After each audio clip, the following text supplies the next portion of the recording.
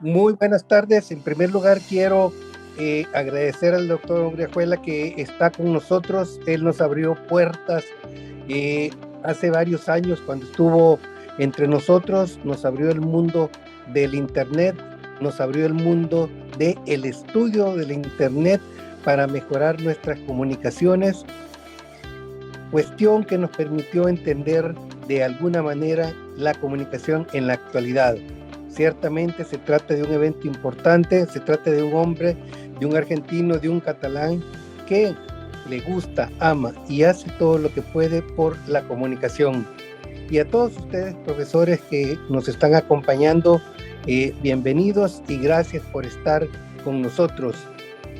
No me queda más que darle paso pues a quien tiene que hablar y decirnos e iluminarnos. El doctor Orihuela, bienvenido.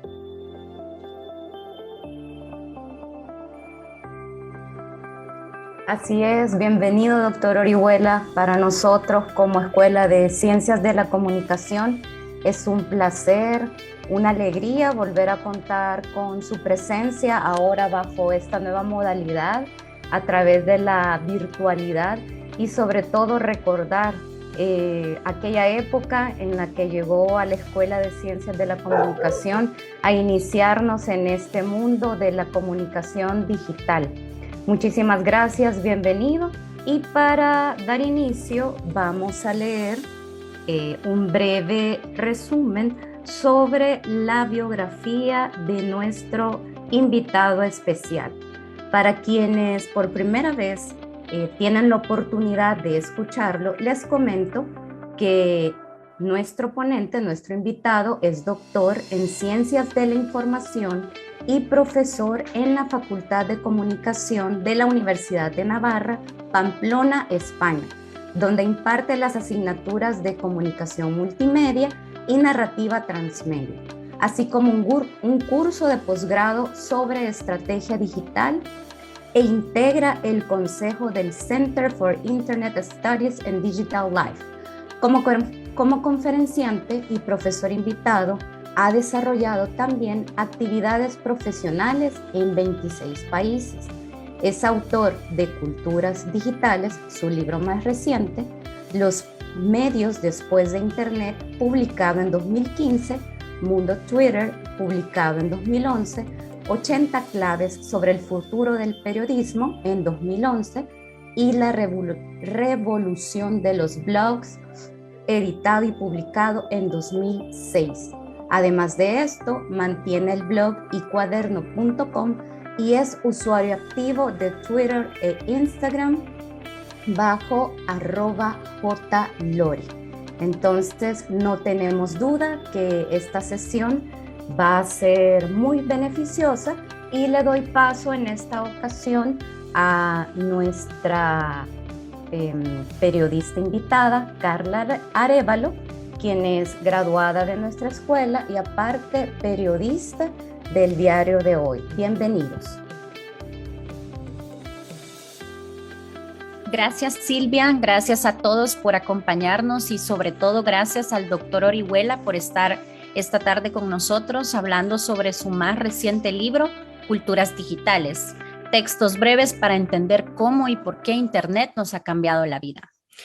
Bienvenido, doctor. Antes de iniciar el conversatorio, quiero comentarles que este estará dividido en 3 etapas.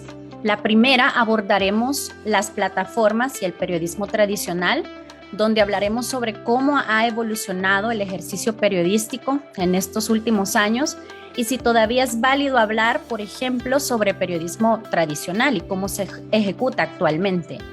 En la segunda etapa hablaremos sobre cultura digital y ciberactivismo y por último sobre política digital. El libro Culturas Digitales es como lo plantea el doctor en la introducción del libro, completa la trilogía iniciada con 80 claves sobre el futuro del periodismo, para entender el futuro del periodismo y los medios después del Internet. Este libro busca explicar de una manera accesible los impactos de la revolución del Internet sobre la cultura, la educación y los medios de comunicación. Se compone de 14 capítulos en los que se organiza la estructura de esta cartografía de cultura digital.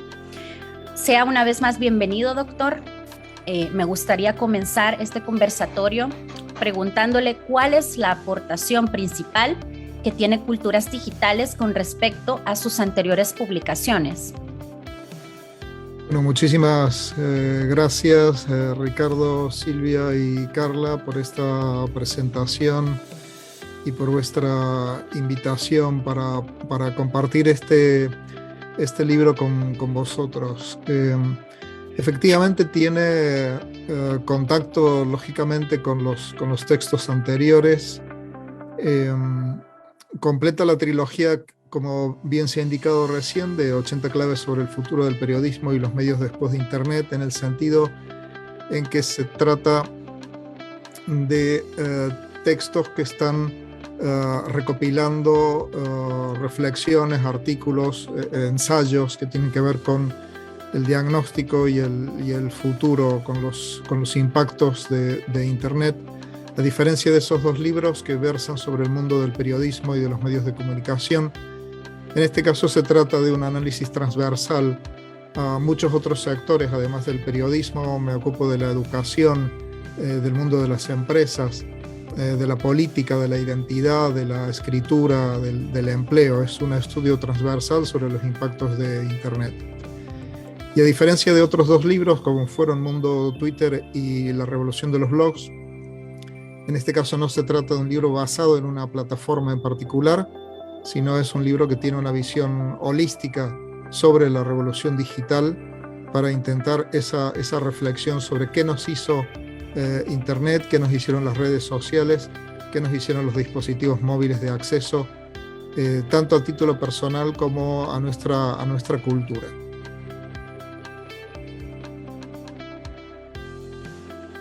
Gracias, doctor. A mí me gustaría ahondar en un tema que ya usted bien lo planteaba en el libro, que es sobre los medios tradicionales y su papel o su relación con los medios digitales. Usted mencionaba que ya no es necesario insistir en la necesidad de que los medios tradicionales dispongan de versiones digitales en la red y que sigue siendo necesario remarcar una frecuencia de actualización. ¿Considera usted que en la actualidad se debe seguir hablando de medios tradicionales y medios digitales, o si usted, ahora que los medios tradicionales han incorporado versiones digitales, podría hablarse de un solo componente? La única razón para seguir hablando de medios tradicionales es para referirnos a industrias de la comunicación que existían antes de Internet. Solamente en ese sentido podría ser válida la expresión que en inglés sería equivalente a legacy media. Pero más allá de esto, puesto que hace más de 25 años esta revolución ha impactado a todos los medios que se han convertido en mayor o en menor medida en digitales, ya no resulta necesario, ya no resulta incluso pertinente seguir hablando de medios tradicionales. Realmente ya no existen los medios tradicionales porque la prensa ha reconvertido sus contenidos a digital y se desempeña en múltiples plataformas. La radio ha abrazado el podcasting, la televisión, el streaming, de modo que aún los medios que existían antes de Internet ya han desarrollado una amplísima estrategia de desenvolver sus contenidos y su relación con las audiencias a través del mundo digital. Y en todo caso lo que tenemos son medios nativos digitales, que son aquellos que sí nacieron al calor de Internet, medios que no existían antes de la revolución digital, como es el caso de los blogs, el caso de los podcasts, etcétera, que comparten ese escenario público de la comunicación con los viejos actores de los medios de masas. Gracias. En el caso de cómo ha revolucionado o cómo ha evolucionado, por ejemplo, el ejercicio periodístico ahora con la pandemia, ¿cree usted que la llegada de esta pandemia obligó a innovar a medios de comunicación? La pandemia nos planteó a todos un escenario que a lo mejor habíamos formulado de manera hipotética en el pasado, que consistía en plantearnos cómo sería nuestra profesión, cómo sería nuestra vida, cómo sería nuestra universidad, nuestro medio de comunicación, si solamente pudiéramos realizarlo a través de Internet. Muchos ya nos habíamos planteado esa hipótesis porque llevábamos muchos años digitalizando nuestras actividades, pero para buena parte de la población y de las industrias de nuestro planeta y por supuesto de las universidades, esto fue una especie de tormenta perfecta.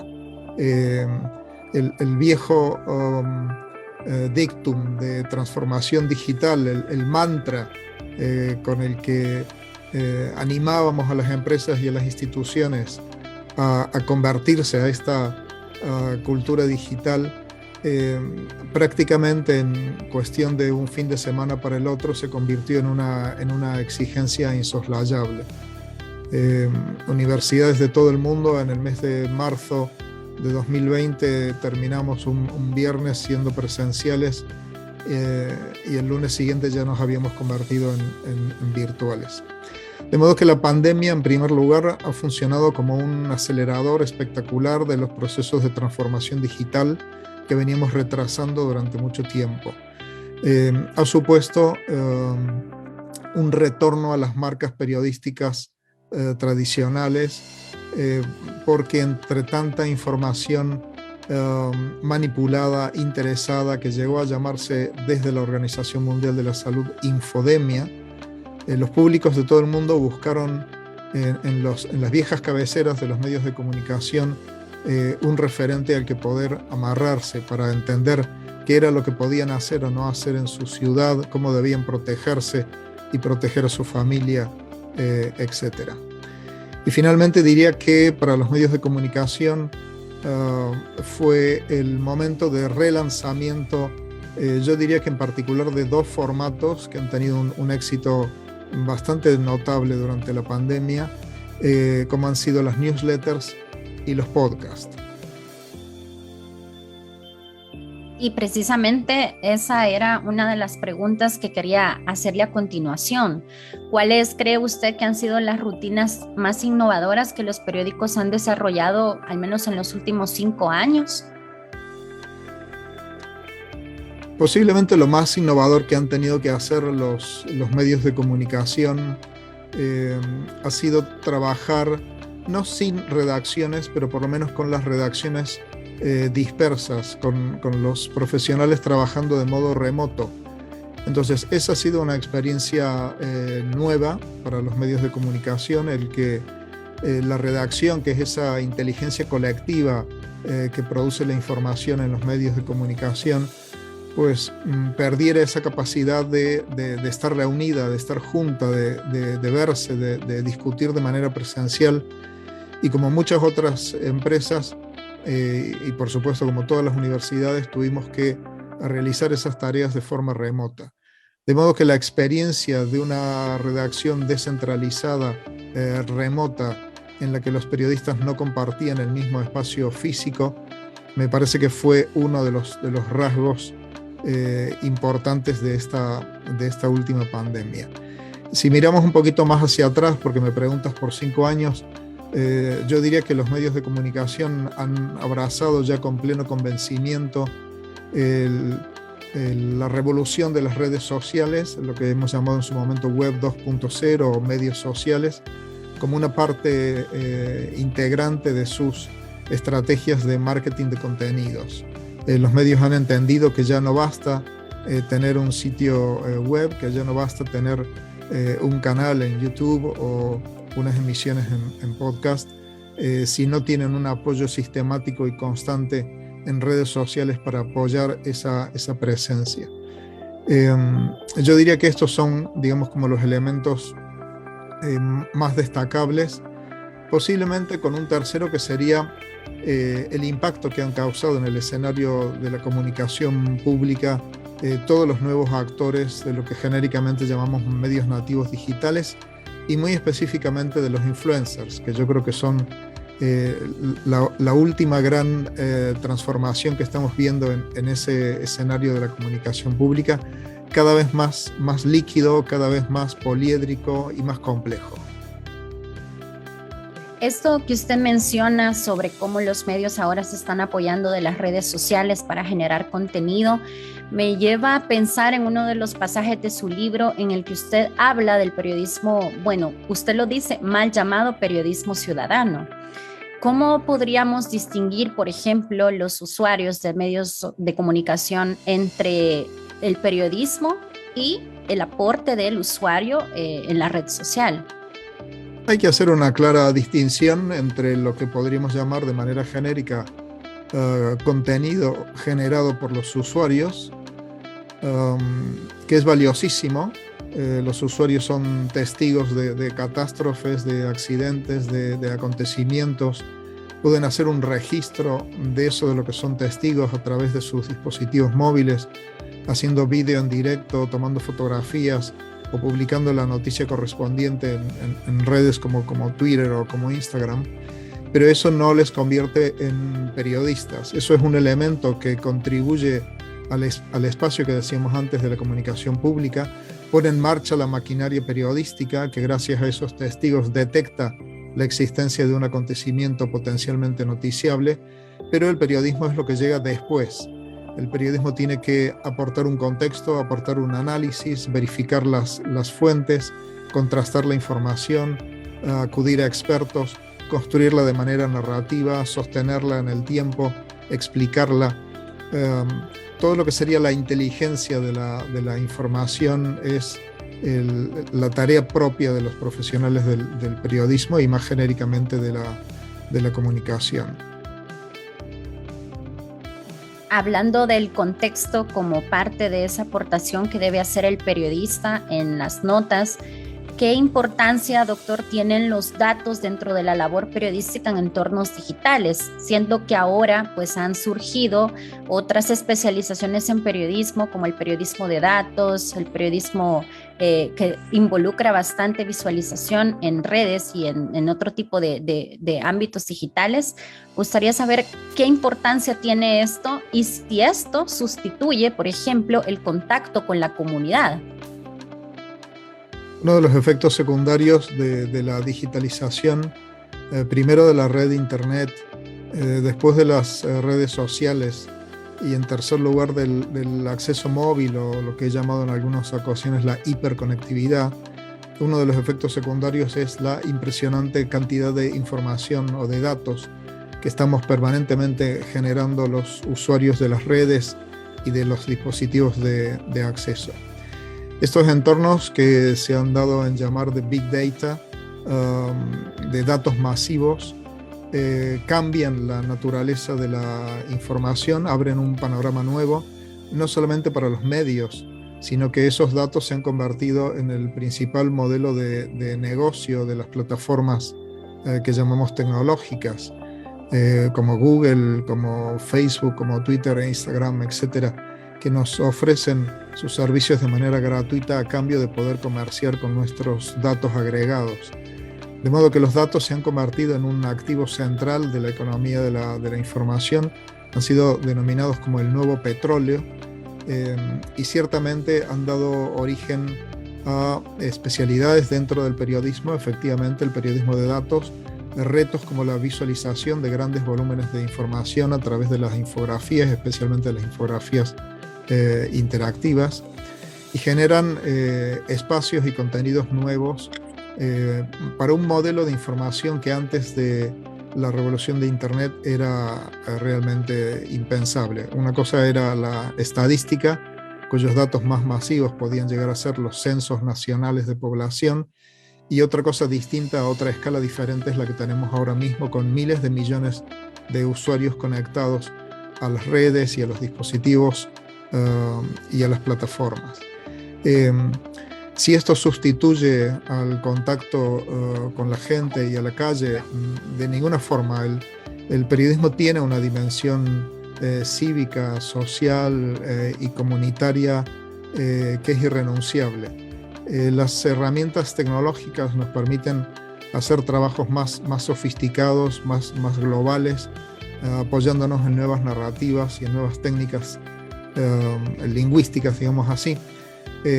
Pero el contacto con nuestras comunidades, la conversación, patear las calles, eso es una seña de identidad del periodismo que no se ha modificado para nada, sigue siendo necesario, y lo que podríamos llamar ahora periodismo de proximidad, incluso periodismo de soluciones, emerge con fuerza ante un entorno que está tan dominado por los datos y por la tecnología.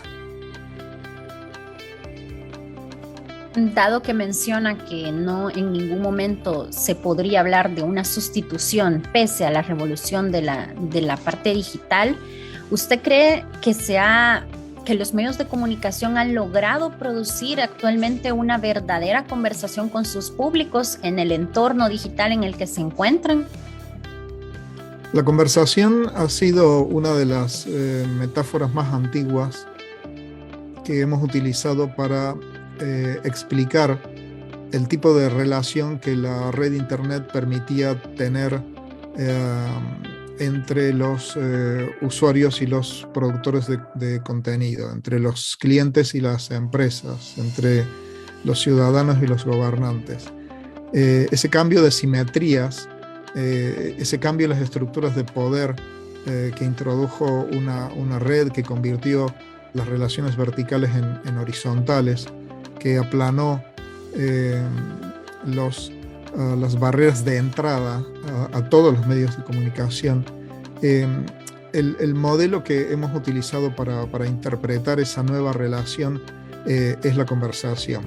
Pero como ocurre con todas las metáforas, llega un momento en que la metáfora deja de contener la realidad que intentaba representar porque se fractura la escala. Una conversación, si nos fijamos en la definición de esa palabra en el diccionario, remite a una interlocución familiar. Es decir, en una conversación los interlocutores se conocen, se escuchan mutuamente, se respetan. Pero claro, cuando vamos a entornos masivos como pueden ser las plataformas 2.0, en los que ya no se trata de entornos familiares, sino de cuentas que tienen 5.000, 10.000, 150.000, 1 millón o 10 millones de seguidores, en esos entornos es imposible, por la fractura de la escala, mantener esa conversación que nos prometíamos en los comienzos de Internet, y entonces eso se ha vuelto nuevamente una simulación. Es decir, las cuentas que tienen una gran tracción o cuentas que tienen seguidores de manera masiva tienen que escoger algunos interlocutores con los cuales mantener conversaciones, porque es imposible hacerlo con toda su base de usuarios. Es cierto que los medios escuchan más y escuchan mejor a sus audiencias, no por el mecanismo de la conversación, sino por el mecanismo de la monitorización de tendencias, de palabras clave, la monitorización del tráfico sobre sus contenidos, que permite entender los intereses y los deseos de la audiencia de una forma mucho más precisa de la que se podía hacer antes de la revolución de Internet. Gracias, doctor. Bueno, a mí me gustaría quizás añadir una pregunta más en este bloque sobre periodismo y su relación con la digitalización, y es que, bueno, al menos en algunos de los medios de comunicación en El Salvador se consume bastante el contenido trends, todo contenido que es más entretenimiento que periodismo de investigación, por ejemplo.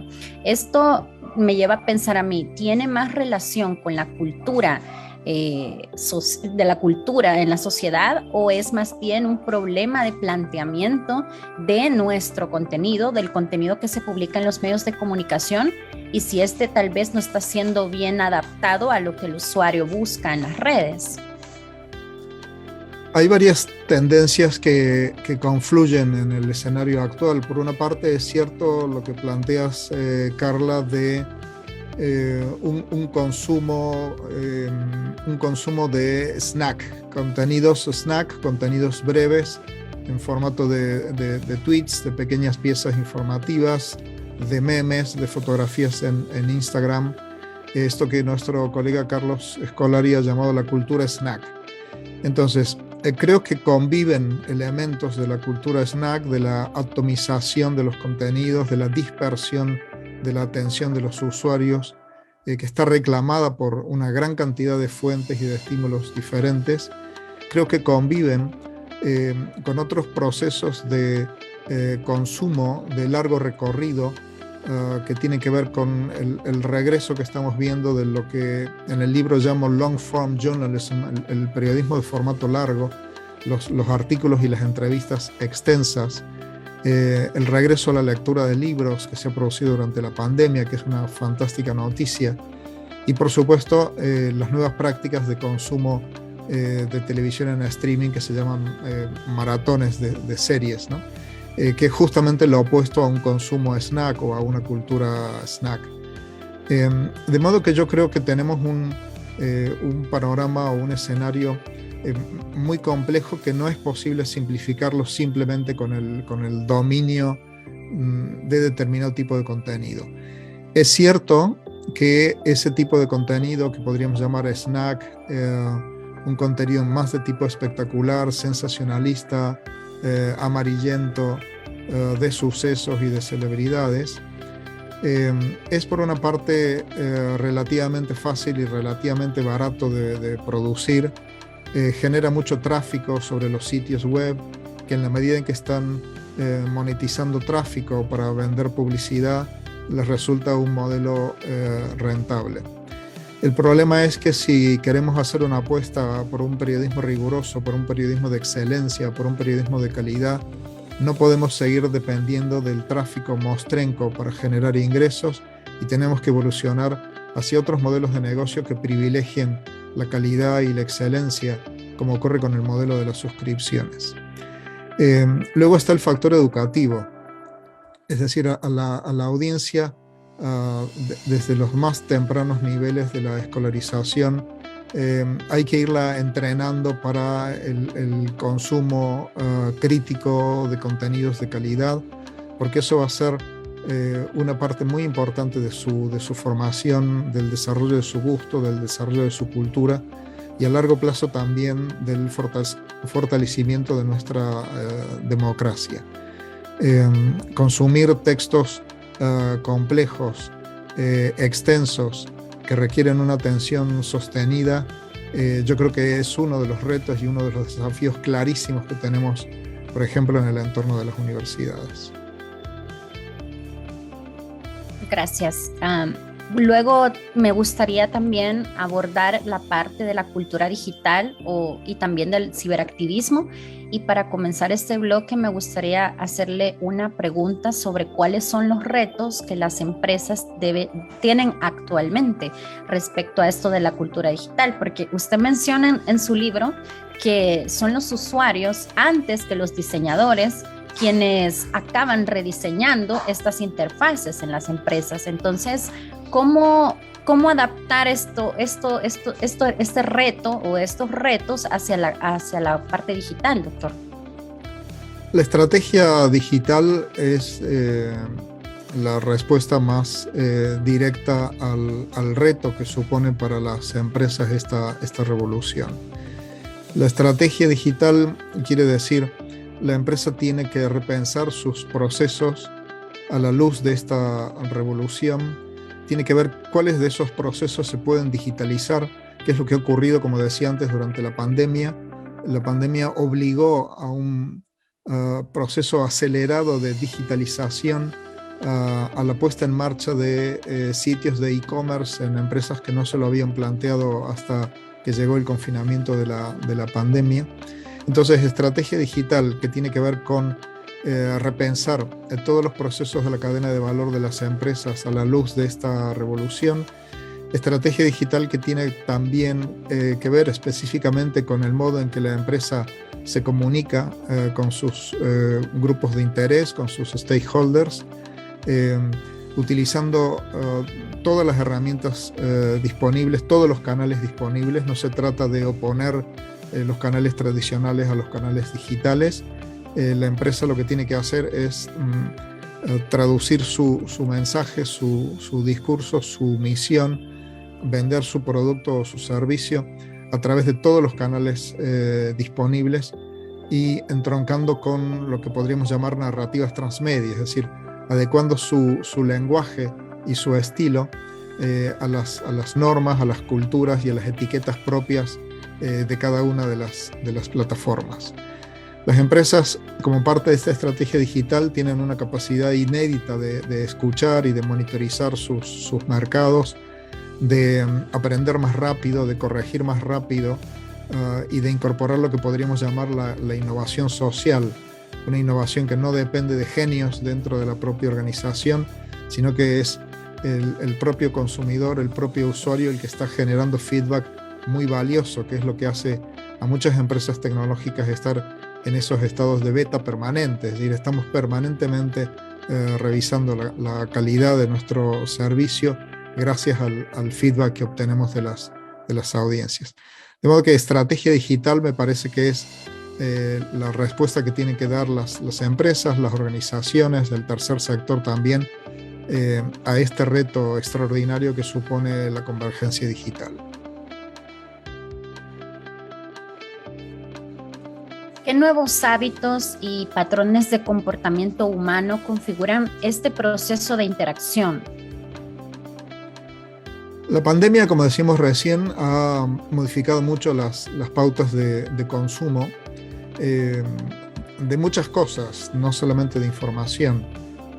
Yo creo que ha sido una experiencia de muchos usuarios, por ejemplo, de Amazon, que habíamos comprado libros durante toda nuestra vida y un buen día pues usamos Amazon para comprar levadura, porque nos dio a todos la locura de hacer pan. Entonces se modificaron nuestros hábitos de consumo, pero específicamente en el sector de la comunicación hemos visto un despegue extraordinario de los servicios de streaming televisivos. Saltaron las suscripciones a los servicios de streaming. En América Latina, por ejemplo, el caso de Netflix llegando prácticamente a 40 millones de suscriptores. En toda la región, la televisión basada en Internet, basada en streaming, la televisión bajo demanda, ya ha superado como sector a la televisión de pago tradicional que se distribuía a través de cable y satélite. Y los nuevos actores en este proceso, como puede ser el caso de Disney Plus, que ha llegado recientemente a América Latina, la previsión es que antes de 4 años ya se pueda convertir en la segunda plataforma de streaming, por el atractivo que tiene su catálogo entre las audiencias más jóvenes. De modo que este me parece que es un dato evidente en el cambio de consumo, el despegue de la televisión en streaming. El segundo puede ser también el streaming en el sector de la música, el consumo de música basado en servicios de streaming. El tercero posiblemente tenga que ver con el retorno a la radio y al audio. La radio tradicionalmente ha sido un medio de compañía que nos permitía estar haciendo otras cosas mientras lo escuchábamos. Y en su formato nuevo, en su formato de podcast, ha tenido, como decía hace un momento, un impacto extraordinario durante la pandemia. El podcast ha sido un medio redescubierto, posiblemente viviendo su segunda o su tercera edad de oro.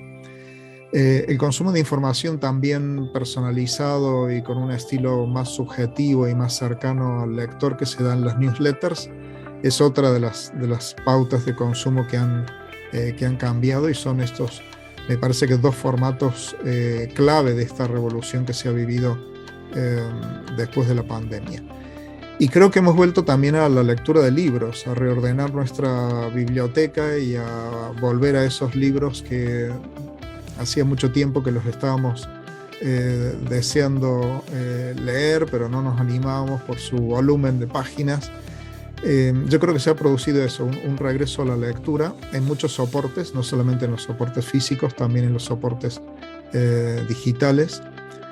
Y hay un dato que a mí me parece muy significativo, que es el extraordinario éxito global que ha tenido un libro como El infinito en un junco, de Irene Vallejo.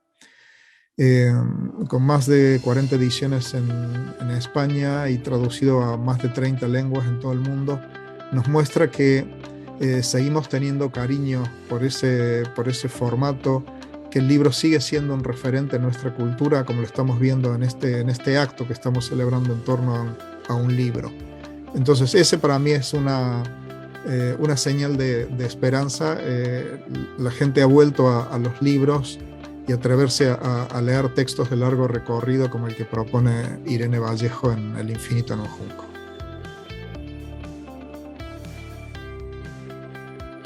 En el ámbito digital, ¿cuál es el precio que estamos pagando todos por estar siempre conectados, doctor?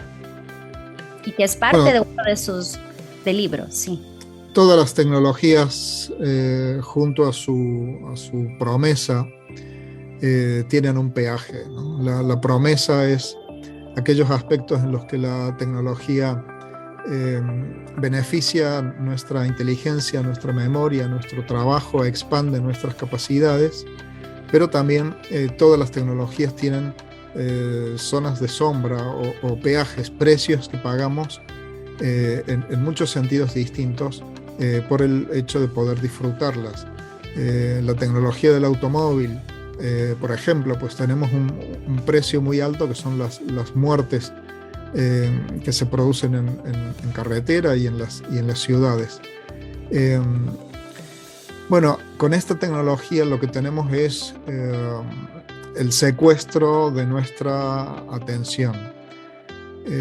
Son tecnologías que están diseñadas para convertirnos en adictos consumidores. Son tecnologías que están diseñadas para que no nos vayamos de esas plataformas una vez que hemos entrado, para que dediquemos más tiempo a consumir información dentro de la plataforma, con lo cual nuestra atención, el secuestro de nuestra atención es evidentemente uno de los peajes que vivimos en esta nueva economía de la información, en el que el único recurso escaso que queda es precisamente la atención de los usuarios.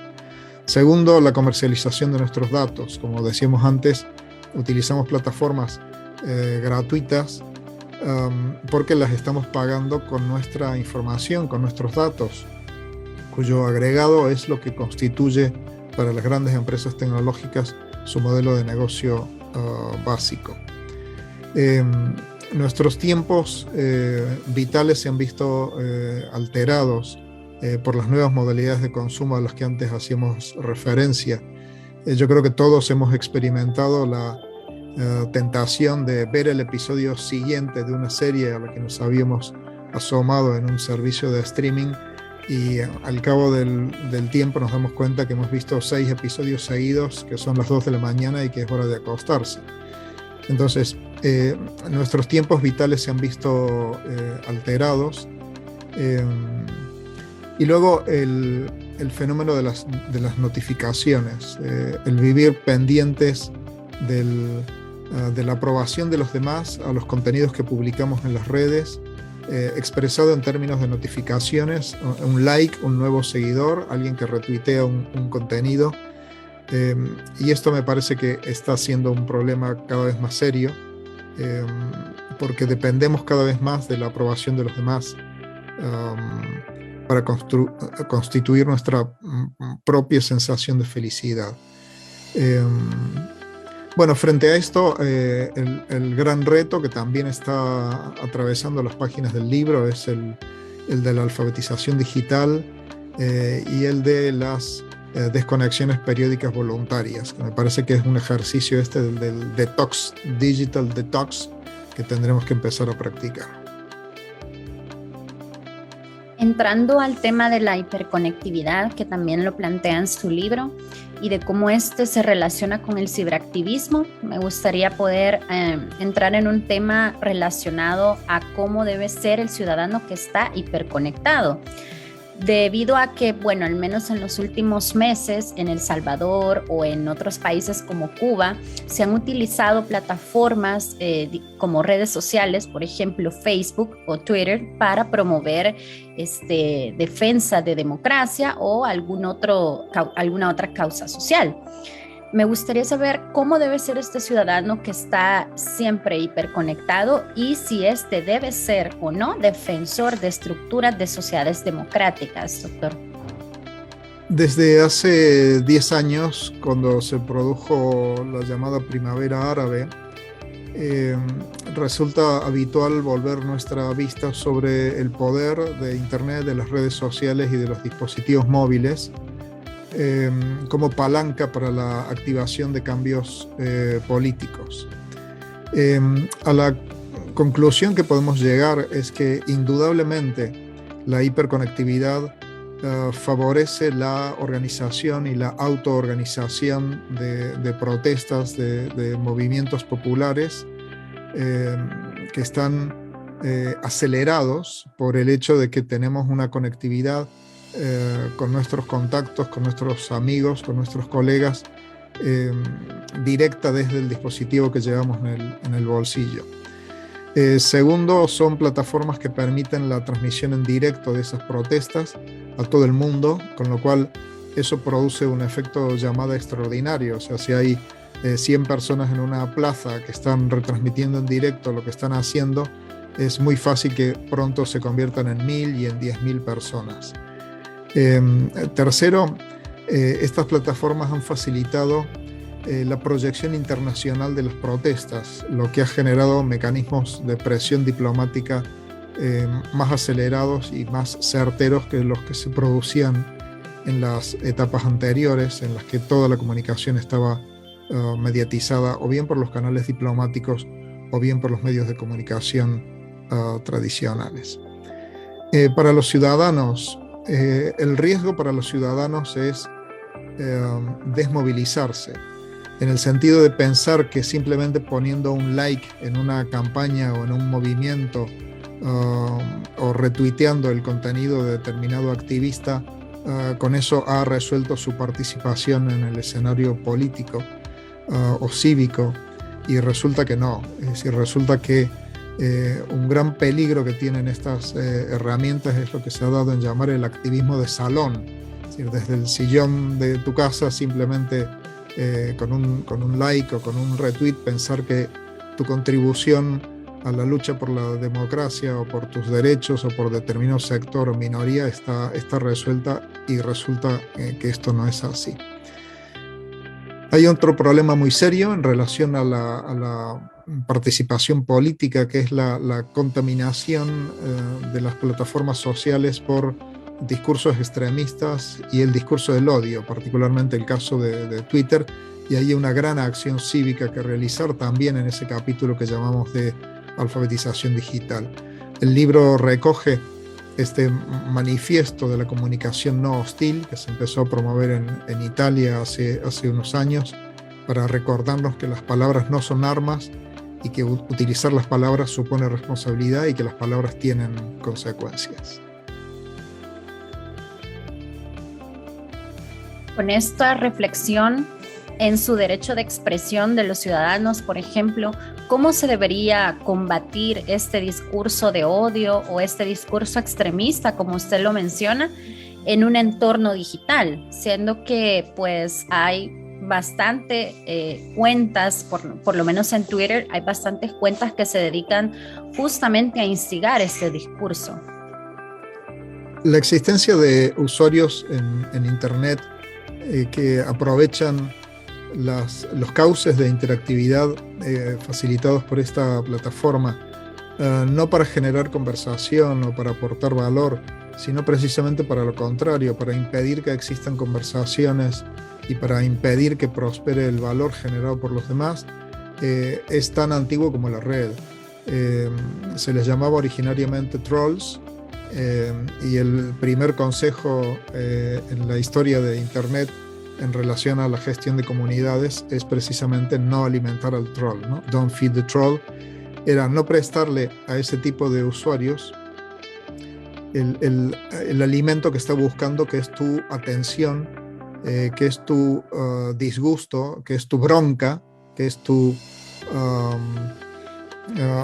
nerviosismo cada vez que le ves aparecer, entrar en su propia dinámica, entrar en su propio discurso y entrar en su propio juego.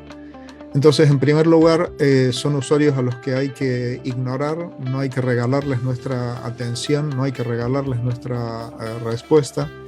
Cuando entran en un acoso sistemático, hay que bloquearlos, hay que acostumbrarse a bloquear a usuarios tóxicos.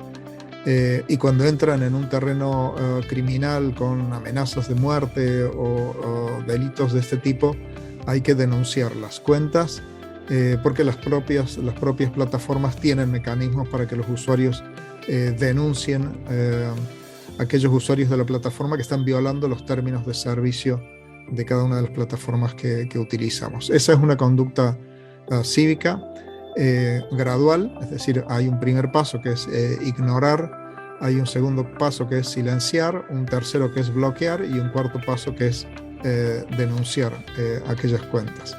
Creo que hay que hacer, una vez más lo digo, un proceso espectacular de alfabetización digital en todos los niveles de la enseñanza, que tiene que ver con recuperar nuestras capacidades para debatir en espacios públicos, escuchando las propuestas de nuestros adversarios, razonando nuestras propias propuestas, evitando las discusiones ad hominem o las descalificaciones ad hominem. Pero esa es una labor que hay que hacerla mucho antes de que los ciudadanos tengan edad de votar. Es decir, hay que aprender a desenvolverse con urbanidad en los espacios públicos digitales, de la misma forma que hemos tenido que aprender urbanismo para vivir de manera colectiva en una ciudad. Esta plática en torno a este discurso extremista en redes sociales y cómo los usuarios que hacen ciberactivismo en cuanto a valores democráticos, por ejemplo, a mí me lleva a pensar, y bueno, toda esta red social inundada de los trolls que usted menciona y de otro tipo de usuarios que se dedican al discurso extremista, que me lleva a pensar qué responsabilidad tienen las redes sociales, las plataformas en este caso, porque hay políticas de convivencia en redes sociales, hay políticas sobre cómo poder denunciar este tipo de conductas, pero ¿hasta qué punto se llevan a cabo, se hacen efectivas estas denuncias? ¿Hasta qué punto se resuelven? Porque, bueno, vemos muchos usuarios en redes sociales molestos, quejándose en ocasiones de que hay denuncias que no son resueltas y la persona o la cuenta continúa, por ejemplo, instigando este discurso. Entonces, ¿qué responsabilidad hay aquí de las redes sociales, de las plataformas en sí? Hasta hace relativamente poco tiempo, y de nuevo la pandemia ha sido una divisoria de aguas en este sentido, las plataformas de redes sociales se resistían sistemáticamente a ser asimiladas a empresas de medios. Nosotros no somos compañías de medios, como puede ser una televisión, una radio, un periódico, que tienen una responsabilidad directa sobre los contenidos que se canalizan en esos soportes. Nosotros somos empresas tecnológicas y la responsabilidad de lo que publican depende de cada usuario. Esa era la situación, el esquema de situación en la que estas compañías se han situado hasta hace relativamente poco tiempo. Bueno, ha ocurrido con el caso de la gestión de las redes sociales realizada durante la presidencia de Trump, por ejemplo, y por supuesto durante la infodemia. Ha sido tan espectacular el nivel de manipulación que se ha operado sobre estas plataformas, que han tenido, también presionadas por los poderes públicos, recordemos las audiencias de Mark Zuckerberg en el Senado de Estados Unidos, que han tenido que recalcular sus posiciones y entender que efectivamente hay una dimensión extraordinariamente relevante de responsabilidad en las plataformas cuando se da cabida a estos discursos del odio o a manipulaciones masivas como las que se han producido con motivo de la infodemia y ahora mismo con motivo de los procesos de vacunación. Las tecnológicas han tenido que asumir paulatinamente que tienen una responsabilidad gravísima además, sobre la difusión de determinado tipo de contenidos que han afectado a procesos electorales, que pueden afectar a la salud de las personas, etcétera, etcétera, etcétera. Entonces, por ahí ha habido un avance. Estamos lejos todavía de que sea una responsabilidad sobre los contenidos equivalente a la que hay en los medios de comunicación, pero por lo menos, digamos, se ha dejado de lado esa vieja idea de que somos plataformas tecnológicas neutrales y allá los usuarios con lo que publican o dejan de publicar. Respecto de la anulación de cuentas que me planteabas, ahí de nuevo se produce un problema de escala. Todas estas plataformas han tenido y siguen teniendo equipos de editores humanos, además de sus algoritmos aplicados a palabras clave o a la detección de granjas de trolls o de granjas de bots, etc. Han tenido editores humanos y lo siguen teniendo, que están absolutamente sobrepasados cuando se trata de procesos de verificación de cuentas, procesos de violación de los términos de la plataforma, denuncias de otros usuarios que a veces son denuncias interesadas para callar a un opositor, etc. O sea, ahí se ha producido de nuevo un problema de ruptura de escala que impide a las plataformas responder con la celeridad que sería necesaria en el caso de las denuncias de cuentas. Entonces se ha avanzado, hay mucho todavía por hacer y hemos visto la emergencia de organizaciones intermedias que son los fact-checkers, que permiten hacer una verificación del discurso público y una verificación de los datos que circulan en las plataformas y un desmontaje de los bulos, que es una labor también importantísima y que ya forma parte del nuevo ecosistema digital. Justo de este tema de las organizaciones, a mí me gustaría hacerle otra pregunta y es ¿qué pautas de comportamiento digital deben tener las organizaciones que se dedican al activismo por la defensa de los derechos humanos, por ejemplo, si lo queremos ver en algo más general, para aprovechar estos beneficios que tiene el Internet? La red ha sido apropiada desde épocas muy anteriores a la de los medios sociales por parte de todo tipo de organizaciones no gubernamentales como un vehículo extraordinariamente relevante para dar a conocer sus causas. Recordemos que todos estos movimientos hasta la revolución de Internet dependían de la amplificación que los medios de comunicación de masas, la prensa, la radio y la televisión pudieran hacer de sus mensajes. De modo que Internet primero y las redes sociales después han sido cauces privilegiados para todas aquellas organizaciones que tienen una agenda, que tienen una misión, que tienen un mensaje y que ya gracias a esas herramientas no dependen exclusivamente de la intermediación de los grandes poderes de la comunicación pública para dar a conocer esos mensajes. Me parece que como para cualquier otra organización, de lo que se trata en este tipo de perfiles es de detectar, por una parte, cuáles son los sectores o targets o públicos objetivos de sus acciones. Segundo, a qué plataformas están expuestos esos sectores, esos públicos o esos targets. Y tercero, la articulación de mensajes que respeten el lenguaje, la narrativa y por supuesto la ética que decíamos recién de cada una de las plataformas que se están utilizando.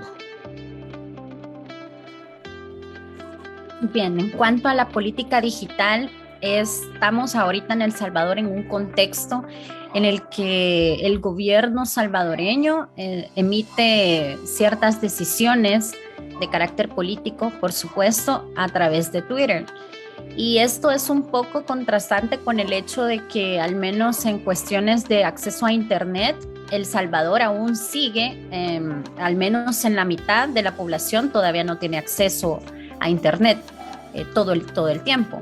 Entonces, lleva a la pregunta tal vez a plantearse de, ¿puede una red social como Twitter en la que el presidente salvadoreño destituye funcionarios, por ejemplo, o da órdenes como cuando inició la pandemia, que una de las órdenes más polémicas fue que todos debían llegar a sus casas inmediatamente porque a cierta hora se iba a cerrar, debía cerrarse el país, negocios, escuelas, etcétera. Entonces puede darse o puede usarse una red social como Twitter, puede usarse como sustituto de los soportes o de los mecanismos institucionales tradicionales que han estado usando presidentes anteriores e incluso se siguen usando en otros países.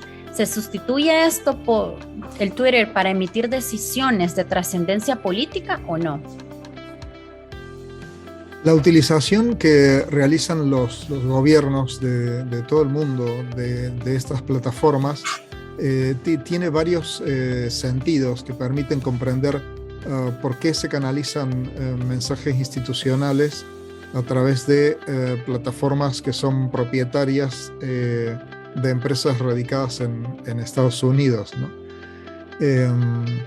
Entonces, una de esas, y además apuntando el caso que tú bien mencionas de las brechas digitales que se producen no solamente en América Latina, en muchas otras zonas del mundo. Entonces, la razón de estas utilizaciones, yo diría que tiene como dos grandes sentidos.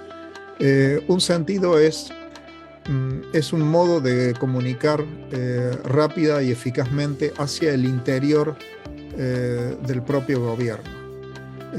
Es una forma muy rápida de dar a conocer líneas de acción y decisiones hacia la propia burocracia gubernamental, sea a nivel nacional, provincial, local, etc. Es un canal de comunicación muy, muy ágil para transmitir información, disposiciones, órdenes, etc., hacia dentro del propio sistema, hacia dentro de la propia burocracia.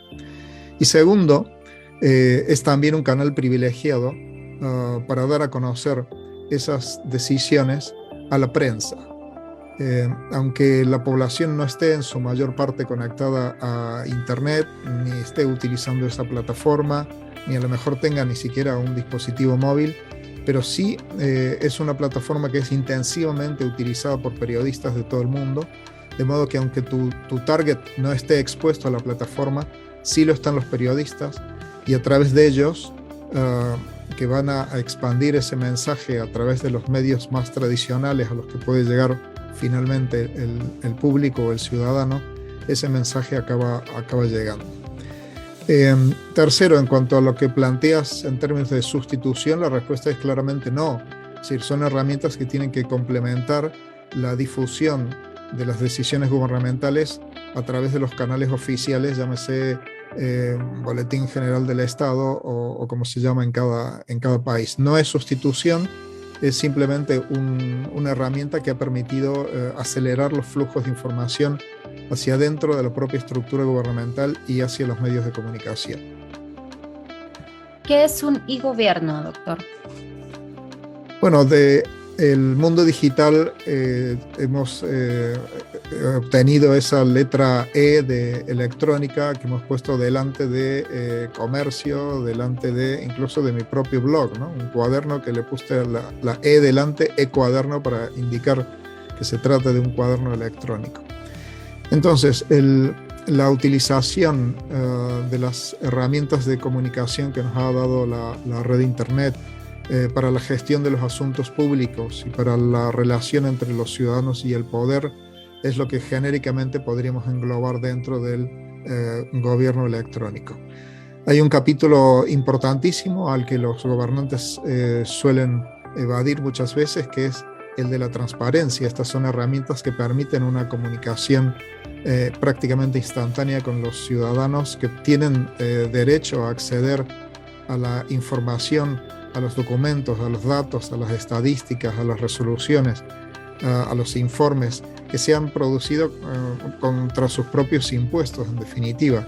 Entonces, aumentar los niveles de transparencia de la acción gubernamental es una de las características que nos permiten determinar que estamos realmente ante una acción de gobierno electrónico, de gobierno digital. Sigue existiendo una desproporción muy grande entre las campañas electorales y la gestión de la cosa pública una vez que se llega al poder. Durante las campañas electorales, los partidos políticos se muestran muy conectados, muy sociales, muy electrónicos, muy interactivos, y una vez que llegan al poder, pues esa cultura que desplegaron durante la campaña parece que se les hubiera olvidado. Entonces, mantener esa conexión social, esa conversación, esa apertura, una vez que se llega al poder después de las campañas electorales, es otro de los déficits evidentes de cualquier gobierno que quiera llamarse a sí mismo electrónico. El gobierno electrónico debería mejorar los cauces de participación, de consulta a los ciudadanos, mejorar los sistemas de información hacia los ciudadanos y muy especialmente la gestión de las situaciones de crisis, que hemos visto con una diversidad de calidad terrible entre distintos países. Cuando se trata de una emergencia sanitaria del calibre que ha supuesto la pandemia, la necesidad de aportar información de modo continuado, de forma clara, de fuentes autorizadas, se ha visto como un problema realmente serio, prácticamente en todos los países del mundo, resuelto con mayor o menor eficacia, pero ahí tenemos otro de los déficits evidentes de cualquier gobierno que quiera llamarse a sí mismo electrónico, estar a la altura de la expectativa de una ciudadanía hiperconectada. En El Salvador, desde el 7 de septiembre, tenemos legalmente la criptomoneda Bitcoin como segunda moneda de curso legal. Y antes de esto, a meses, tal vez 1 o 2 meses antes, no se conocía en absoluto este tipo de criptomoneda. Y obviamente a través de los medios de comunicación nos hemos dado a la tarea de tratar de explicarle a la población sobre la economía digital, que todavía es algo que es bastante ajeno a muchos de los usuarios en El Salvador, incluso usuarios de Internet. Entonces, a mí me lleva a preguntarle, ¿está tomando, por ejemplo, fuerza a escala mundial la economía digital? Porque, bueno, la criptomoneda es una realidad ahora mismo en El Salvador. Y quizá la segunda pregunta relacionada con este tema vendría a ser, ¿será la criptomoneda una solución que dinamice la economía de países en vías de desarrollo como El Salvador? Distinguiría economía digital de criptomonedas.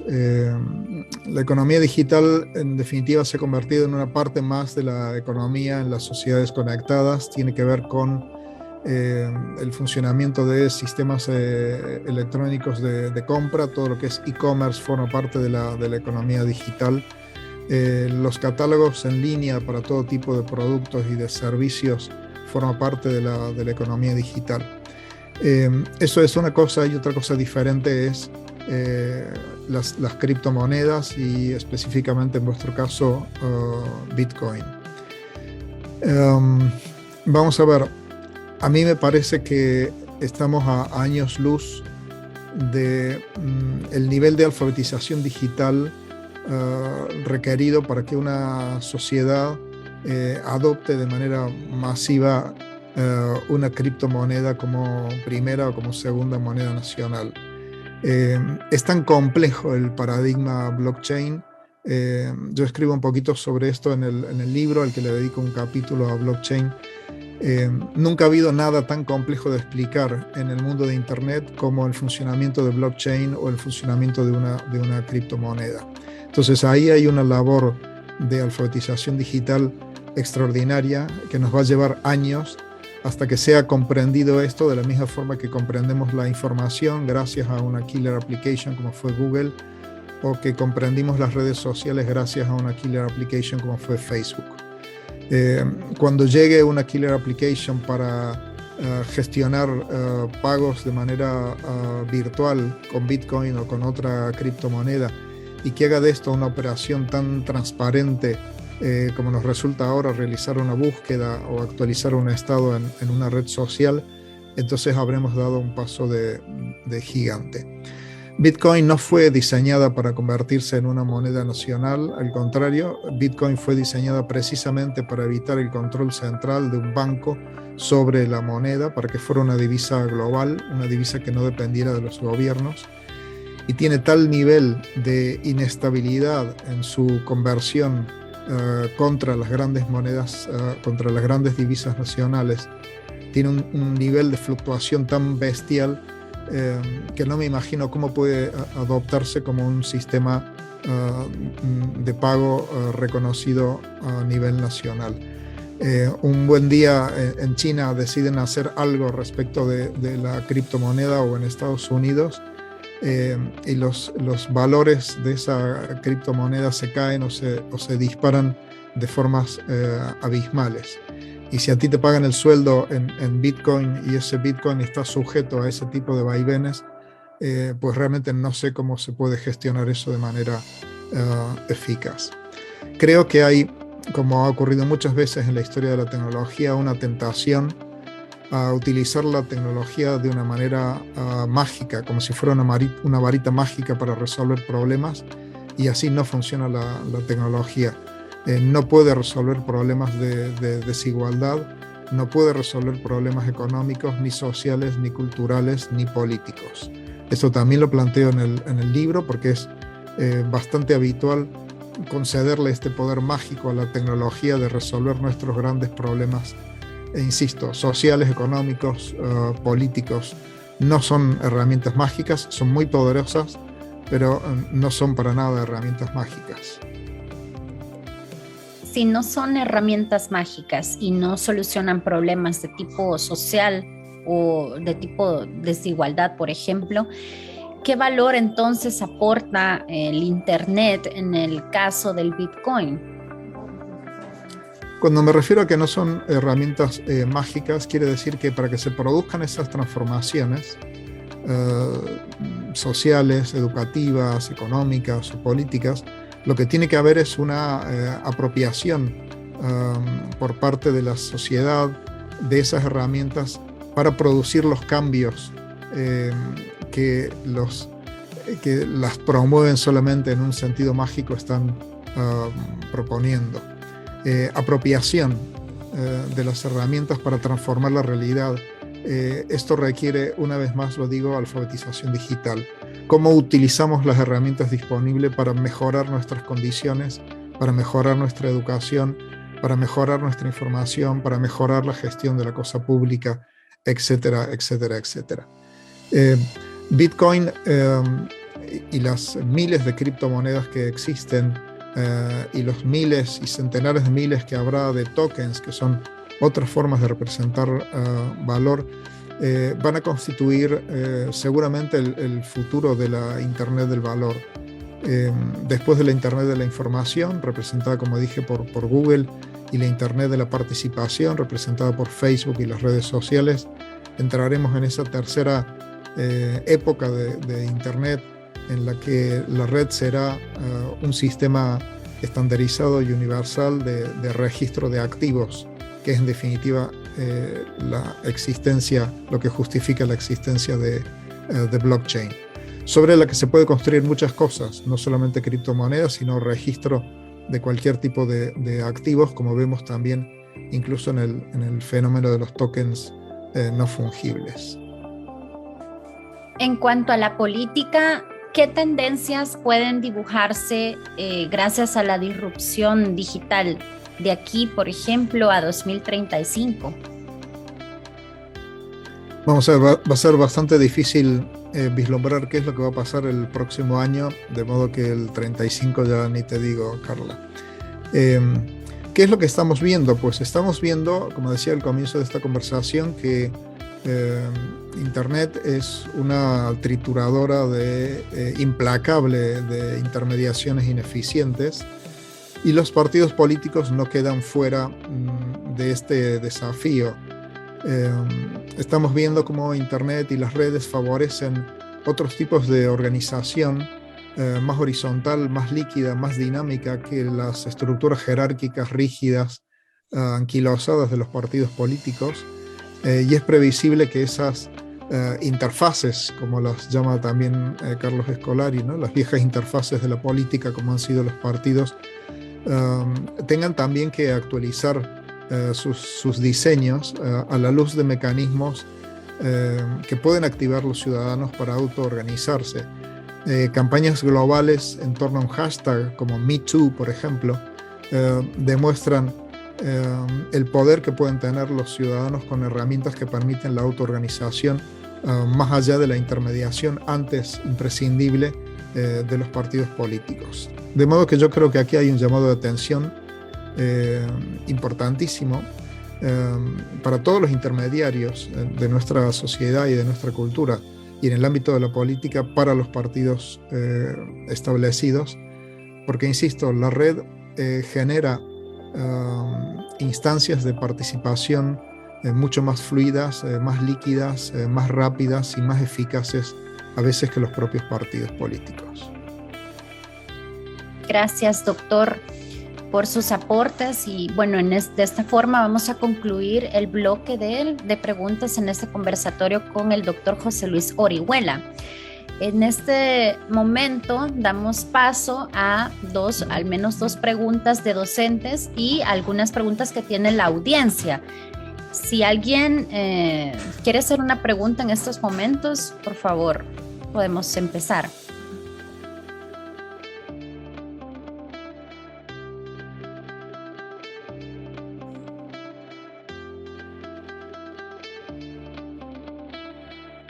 Bien, Patricia Arriaza tiene una pregunta. Adelante, Patricia. Buenas noches, gracias, Carla. Doctor, bueno, mi pregunta va orientada pues a estos últimos temas sobre el Internet del valor y sobre la blockchain como su aplicación para el dinero, en específico, aunque no solamente para eso. ¿A qué deberíamos aspirar países como nosotros en cuanto a adoptar la seguridad, la transparencia y el camino quizás sin retorno para colocar algo ahí? ¿A qué deberíamos de aspirar nosotros en términos de comunicación, en términos de educación? ¿Cómo podría visualizar usted que esto puede beneficiarnos, así como nos benefició las redes sociales con el networking y la participación, y como nos benefició la web con el Internet? Muchas gracias, Patricia. Un gusto saludarte y reencontrarte aquí. Fuiste una de las personas que me invitó originalmente a El Salvador, y tengo gratos recuerdos de nuestra historia de colaboración. Bueno, la pregunta me lleva, y siento insistir tanto en el asunto una vez más, a la alfabetización digital. Es decir, creo que lo que tenemos que hacer es, si realmente apostamos por estas herramientas como palancas para el cambio social, cultural, económico y político, es meterlas dentro de los sistemas educativos desde las edades más tempranas, para facilitar la comprensión crítica, es decir, de qué es de lo que estamos hablando, cómo se relaciona con otros instrumentos culturales que han existido antes de Internet, en qué se diferencian, cómo podemos utilizarlos eficazmente para mejorar el modo en el que estamos aprendiendo, el modo en el que estamos enseñando, el modo en el que nos relacionamos con otras personas de la ciudad, del país y del mundo, los modos en los que podemos gestionar más eficazmente nuestra empresa, conectar mejor con nuestros mercados, tener vínculos más eficaces con nuestros proveedores, mejorar la cadena logística. Entonces, esto es, yo creo que uno de los retos históricos más grandes que enfrentamos como sociedad en todos los países, es entender hasta qué punto el mundo digital ha cambiado al mundo físico para siempre, cómo ese cambio es irreversible, y cómo, a menos que esto se adopte como parte de la educación necesaria en todos los niveles, no habrá apropiación posible, sino lo que habrá será más gente enganchada a la parte más superflua del mundo digital, a la parte más lúdica y más adictiva del mundo digital, y dejando la creatividad y el desarrollo de nuevas aplicaciones y la innovación en manos de otros. Yo creo que no nos podemos resignar a esto, que tenemos que entender que son herramientas que nos dan a todos el poder de crear, el poder de transformar la realidad, el poder de ayudar a otras personas, que no todo tiene que ser diseñado desde California. Y ese me parece que es un reto fantástico, que nos compete también a las universidades, pero la educación en términos de alfabetización digital tiene que haber empezado mucho antes. Y dentro de las universidades nos compete muy especialmente a las facultades de comunicación, porque esto en definitiva son herramientas de comunicación, herramientas conversacionales, herramientas cognitivas que modifican nuestra relación con otras personas, con la información y con nuestro mundo. Me parece que por allí van necesariamente los tiros, y de lo que se trata realmente es de apropiación y no simplemente de consumo del último juguete que se ponga de moda.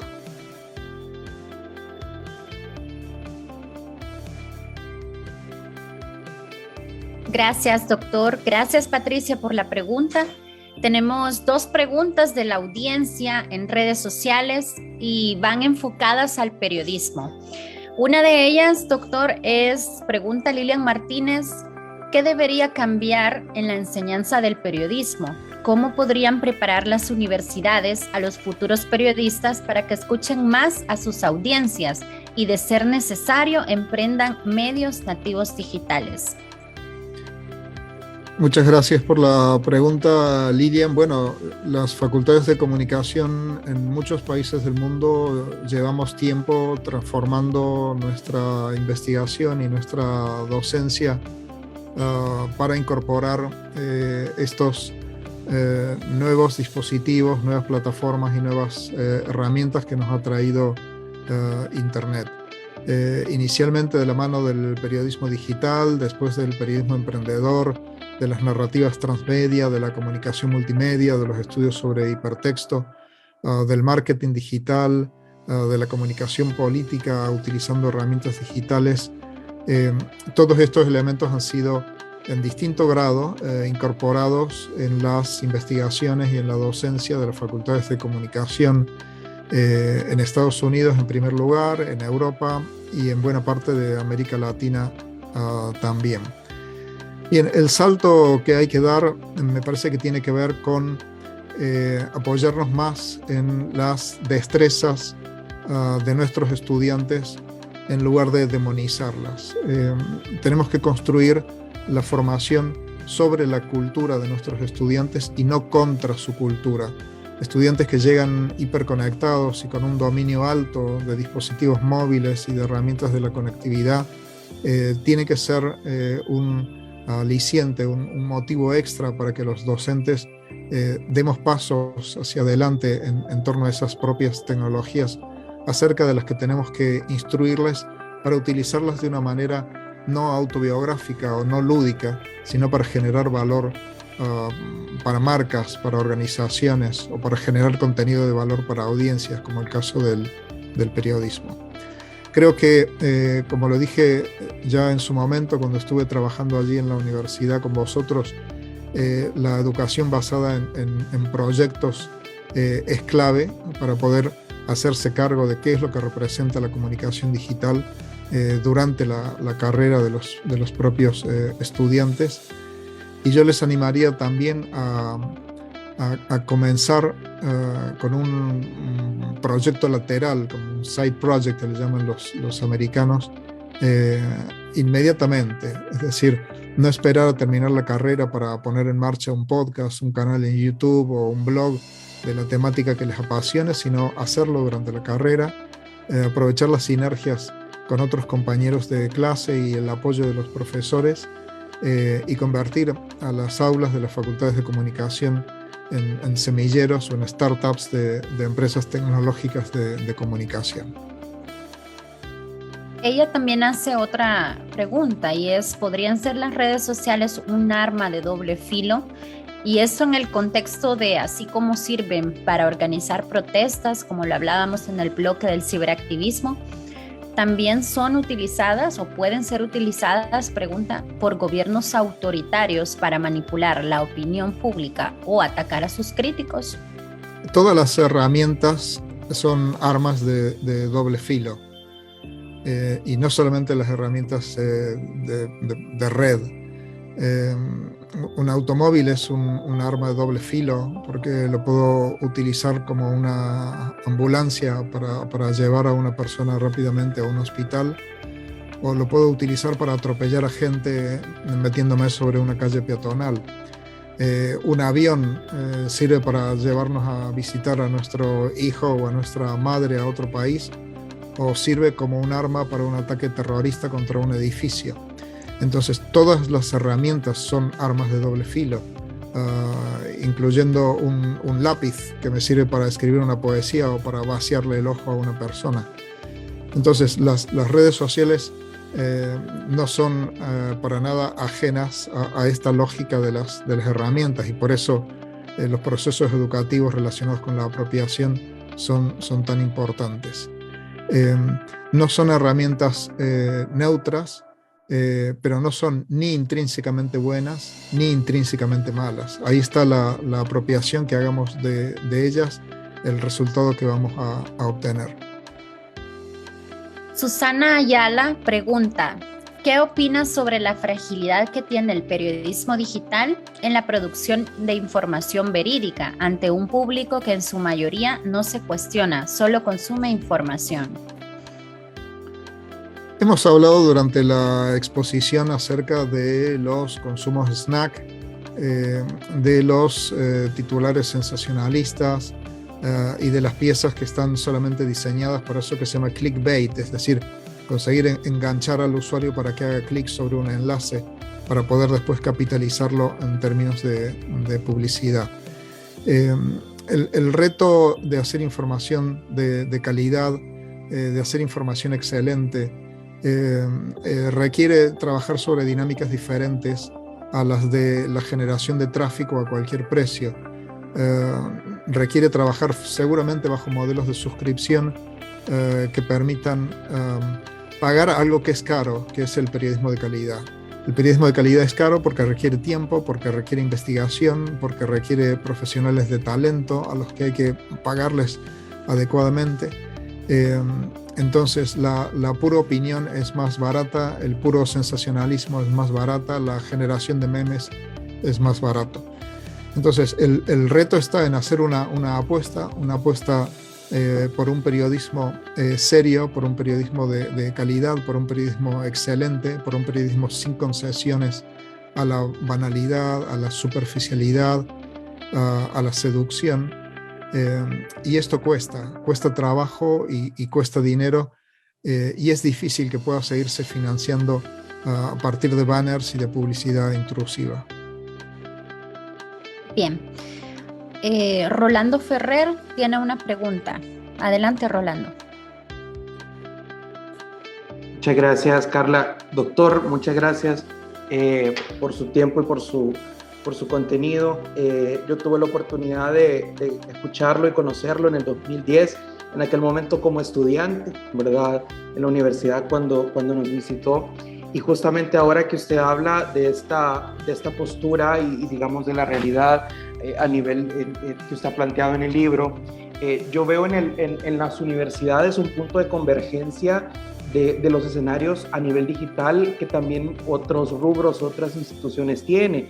A nivel institucional y de marca, que las universidades pues también hacemos marketing, también utilizamos lo digital para esto, generamos contenido como los medios, ¿verdad?, con el nivel de responsabilidad que los medios tienen también, evidentemente en una naturaleza diferente, pero creo que también convergemos con todos estos puntos, también incidimos, digamos, hacemos injerencias en diferentes rubros como las instituciones, como los gobiernos, y también formamos, ¿verdad? Entonces, viendo este escenario de las universidades como este punto de convergencia, ¿cuál sería entonces el rol o la naturaleza de las universidades frente a esta cultura digital?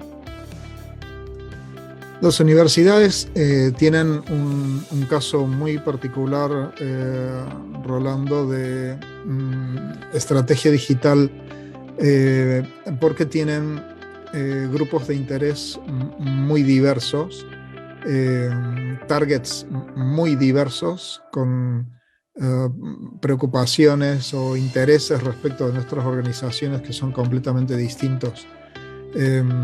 Un target son nuestros alumnos actuales, los que están ahora mismo en el campus, que requieren de nosotros un tipo de información diferente de los alumnos que queremos captar como futuros estudiantes, que no están en el campus, que no están en la ciudad y posiblemente no están en el país. En nuestro caso, prácticamente en nuestra facultad, el 40% de los estudiantes son extranjeros. Distinto es también del caso de los antiguos alumnos, con los que tenemos, como es tu caso, también una deuda de gratitud y un vínculo para continuar esa formación que recibieron en el tiempo en el que estaban en las aulas. Los padres de nuestros estudiantes actuales, antiguos y futuros son otro target distinto. Los medios de comunicación de las regiones o de las ciudades en las que operamos son otro target distinto. Entonces, cada uno de esos targets, de esos públicos o stakeholders, está expuesto de manera natural por su sector demográfico, por su formación, etcétera, a un tipo de plataforma diferente. Y nuestro reto es llegar a cada uno de ellos con un mensaje adecuado a sus intereses, a sus necesidades, a su situación, canalizado a través de la plataforma a la que ese usuario esté de manera natural expuesto. Con lo cual nos hemos visto obligados a hacer un despliegue de 360 grados completamente transmedia de nuestros contenidos, de nuestros mensajes y de nuestra actividad para poder llegar a todos ellos. Es un caso perfecto el de una universidad de estrategia digital de 360 grados y un reto formidable, porque requiere que vayamos incorporando nuevas herramientas, nuevos canales, nuevas plataformas a medida que éstas van teniendo mayor aceptación social. Muchas gracias, doctor. Gracias, Rolando. Gracias, doctor. Pues con esto cerramos el conversatorio con el doctor José Luis Orihuela. Le agradecemos muchísimo, doctor. Ha sido un honor para mí y por supuesto también para la Escuela de Comunicaciones de la Universidad Dr. José Matías Delgado conversar una vez más con usted. Y cómo no, esta vez por el lanzamiento de su más reciente libro. Muchas gracias, Carla, por la entrevista y por la coordinación de esta conversación. Les agradezco mucho a los colegas y directivos de la universidad y de la Escuela de Comunicación esta oportunidad de presentarles el libro Culturas Digitales. Muchísimas gracias.